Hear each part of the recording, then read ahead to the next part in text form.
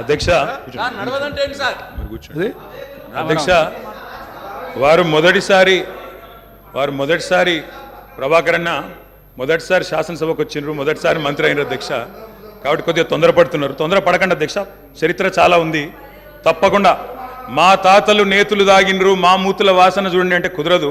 కేవలం క్రెడిట్ మాత్రమే మేము తీసుకుంటాం.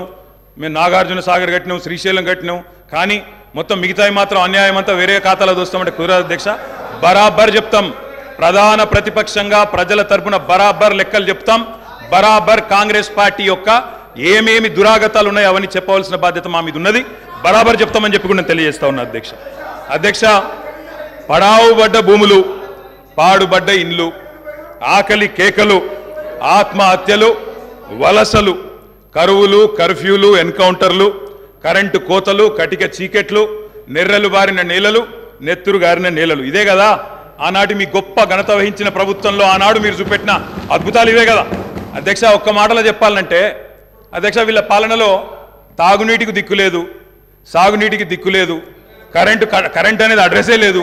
ఇక ఇది వీళ్ళ పాలన అధ్యక్ష. 50 ఏళ్ళు పరిపాలించి అధ్యక్ష, ఇక్కడ కూర్చున్న సభ్యులు ఆలోచన చేయాలి అధ్యక్ష. రాజగోపాల్ రెడ్డి గారు చేస్తున్నారు.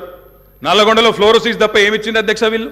నల్లగొండలో ఫ్లోరోసిస్తో 1,50,000 మంది నడుములు వంగరబోతుంటే మునుగోడు నియోజకవర్గంలో ఒక్కసారి నాకు ఒక కాంగ్రెస్ సభ్యుడు మాట్లాడింది అధ్యక్ష.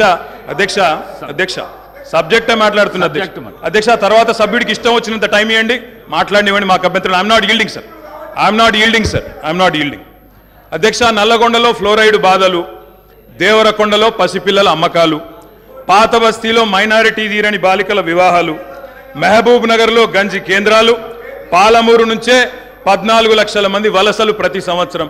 అధ్యక్ష, ముఖ్యమంత్రి రేవంత్ రెడ్డి గారి సొంత నియోజకవర్గం కొడంగల్లో ప్రతిరోజు 2 బస్సులు అధ్యక్ష బొంబాయికి పోయేది.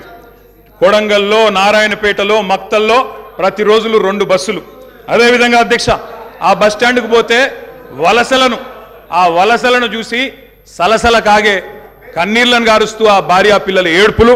అదేవిధంగా 50 ఎకరాలు ఉన్న రైతైనా సరే అధ్యక్ష, తెలంగాణలో ఆనాడు కాంగ్రెస్ పరిపాలన ఎంత గొప్ప పరిపాలన అంటే అధ్యక్ష, మహబూబ్ నగర్లో 50 ఎకరాలు ఉన్న రైతైనా సరే గుంపు మేస్త్రిగా పనిచేసే దుస్థితి అధ్యక్ష. హైదరాబాద్కి వచ్చి కూలీ చేసుకునే దుస్థితి. ఇది వాస్తవం అధ్యక్ష, వారికి కూడా తెలుసు. ఒక్క మాటలో చెప్పాలి అంటే తప్పకుండా చెప్దాం, అన్ని